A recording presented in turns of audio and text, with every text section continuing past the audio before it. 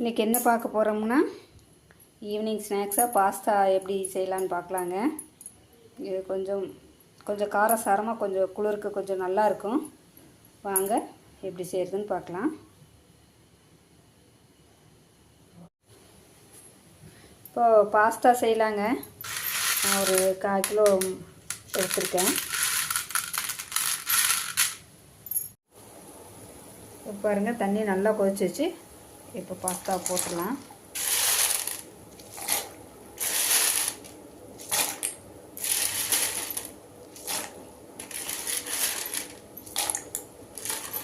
ஒரு 5 மினிட்ஸ் வேகட்டும். லைட்டாக எத்தனை உப்பு போட்டுக்கலாங்க. அதுக்கு தேவையான பொருள் பார்த்துடலாங்க. இப்போ 2 பெரிய தக்காளி 2, பூண்டு ஒரு கட்டி, மீடியம் சைஸ் வெங்காயம் 2, 3 பீன்ஸு, ஒரு கேரட்டு, ஒரு பிஞ்ச் கரம் மசாலா, 1/4 ஸ்பூன் ஜீரகத்தூள், 1 ஸ்பூன் தனி மிளகாத்தூள். இப்போ வெந்துருச்சான்னு பார்த்துடலாங்க.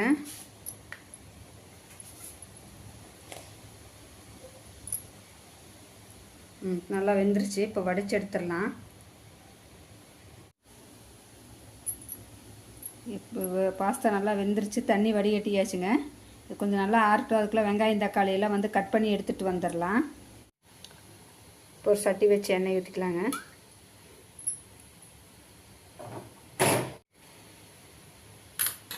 பூண்டு போட்டுக்கலாம்.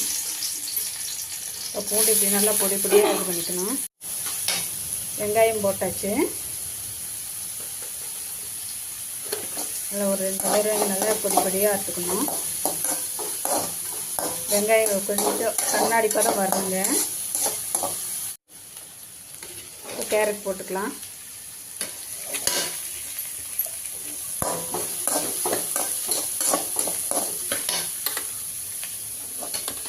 பீன்ஸும் போட்டு எண்ணெயிலேயே கொஞ்சம் வதக்கலாங்க. கொஞ்சம் எண்ணெயிலேயே வேக விடலாதுங்க. ஓரளவுக்கு வெந்துருச்சுங்க. தக்காளி அரைச்சது ஊற்றிக்கலாம்.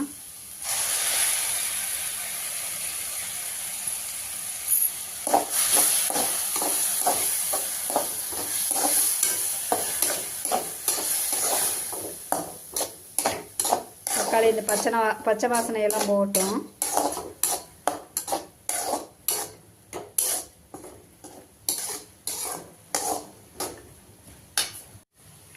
இப்போ கரம் மசாலாவையும் சீரகத்தூளையும் போட்டுடலாங்க. மிளகாத்தூள், தனி மிளகாத்தூள் 1 ஸ்பூனு காரத்துக்கு.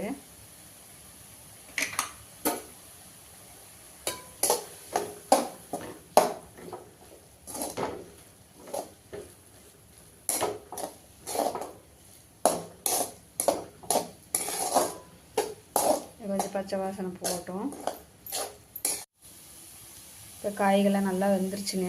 நல்லா எண்ணெய் பிரிஞ்சு வருது. பாஸ்தா போட்டுடலாம்.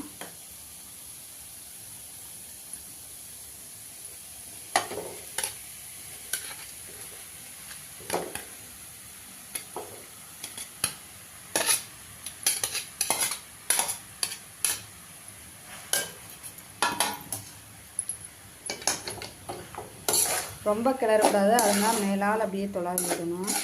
கலக்கி விட்டால் போதும்.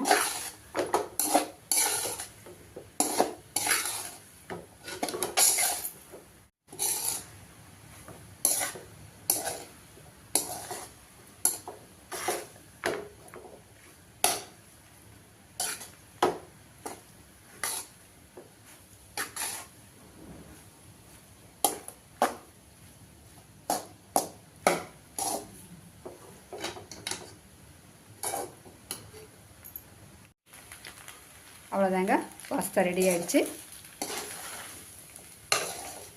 இறக்கி வச்சிடலாம்.